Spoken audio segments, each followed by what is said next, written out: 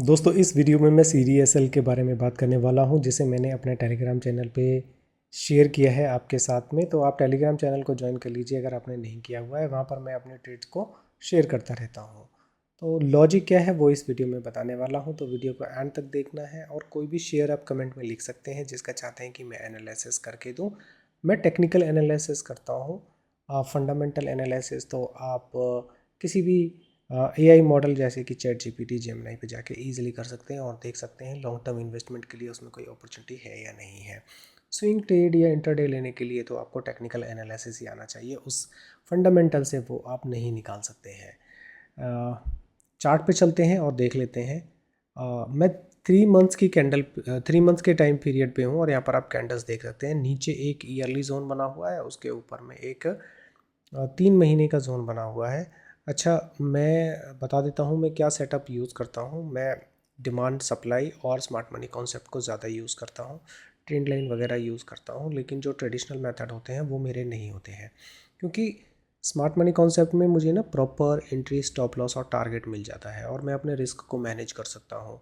ऐसे लगना नॉर्मल बात होती है, लेकिन अगर मेरा रिस्क रिवॉर्ड रेशो ठीक रहेगा तो मैं हमेशा प्रॉफिट में ही रहूँगा। एज ए ट्रेडर आपको इस बात का ध्यान रखना चाहिए। चलिए फ्रेंड, स्टार्ट करते हैं बिना किसी वक्त को ज़ाया करते हुए।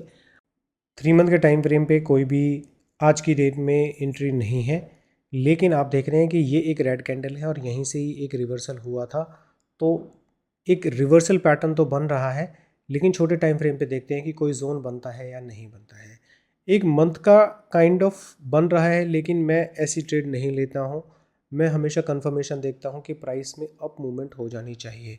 अगर ये दो कैंडल्स काफ़ी स्ट्रांग होती तो डेफिनेटली मैं इस जोन को कंसिडर कर सकता था और मैं यहाँ पर ट्रेड प्लान करता। लेकिन जब कभी भी इस तरह की कंसेक्यूटिव और अच्छा बेस नहीं है मेरे पास में, क्लियर स्ट्रक्चर नहीं है, तो मैं ट्रेड प्लान नहीं करता, मैं कंफर्मेशन का वेट करता हूँ। तो कंफर्मेशन कैसे करते हैं हम लोग? देखते हैं कि प्राइस में अप मूवमेंट होने वाली है या नहीं और कोई नया स्ट्रक्चर उसमें बनेगा या नहीं। तो अब आप देख रहे हैं कि यहाँ पर एक, जब प्राइस नीचे आ रहा था तो नीचे एक डिमांड जोन वीकली का फॉर्म हुआ था, लेकिन वो ब्रेक हो गया था। उसने हल्का सा मूवमेंट दिया था यहाँ पर, लेकिन वो ब्रेक हो गया और नीचे आ गया बिल्कुल बॉटम तक। तो बॉटम से जब वो चला तो उसने बहुत ही बढ़िया 2 कंसेक्यूटिव कैंडल्स बनाई और एक बेस कैंडल भी बनाई, जिसे मैं मार्क कर लेता हूँ वीकली के लिए। तो ये मैंने यहाँ पर इस तरह से मार्क कर लिया।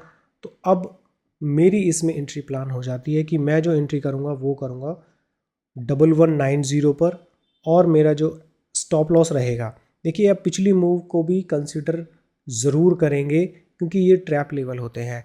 अगर हम स्टॉप लॉस लगाते हैं लगभग 1100 पर, ठीक है, 1100 पर, लेकिन एटली जो इसका जो मूव था, जो पहले जो मूव हुई थी वो तो हुई थी यहाँ तक, तो 1045 तक तो प्राइस गया हुआ था। तो आपको भी ये चीज़ें कंसिडर करनी चाहिए। ये जो एरिया होता है ये ट्रैप लेवल होता है। तो बहुत सारे केस में ट्रेडर क्या करते हैं, जो न्यूली ट्रेडर होते हैं वो एसएल लगाएंगे अपना यहाँ पर, लेकिन आपको एसएल लगाना है 1020 के आसपास में। और इसमें इसे आप ज़्यादा लंबा लेकर नहीं चलेंगे। आप, ऐसा नहीं है कि अगर ये प्राइस नीचे जाने लगे और स्टॉप लॉस लगने लगे तो हम इसे नीचे तक कंसिडर करेंगे। देखिए, हम यहाँ पर स्टॉप लॉस लेने के बाद में अगर जब ये स्टॉप लॉस लेगा तो डेफिनेटली प्राइस क्वार्टर के जोन में आएगा। तो हम लोग एक फ्रेश एंट्री यहाँ पर करेंगे और वो मेरी ट्रेड नहीं होगी, वो मेरी इन्वेस्टमेंट होगी।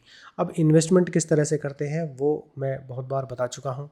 तो टेलीग्राम चैनल को ज्वाइन कर लीजिए, वहाँ पर मैं अपनी सारी इन्वेस्टमेंट और ट्रेड अपॉर्चुनिटी को आपके साथ में शेयर करता रहता हूँ।